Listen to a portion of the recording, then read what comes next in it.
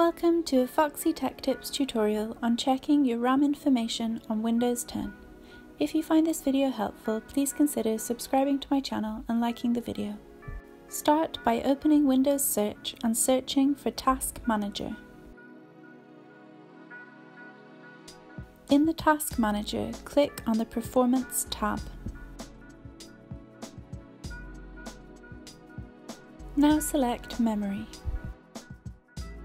This will show you how much RAM you have and its speed.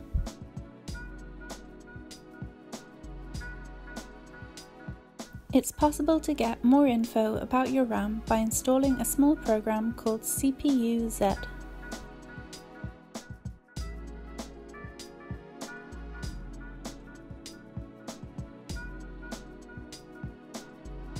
Download the English setup file and run it.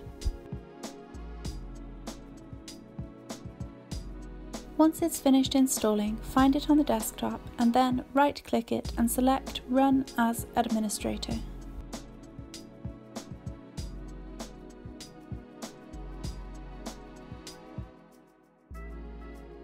Select the Memory tab.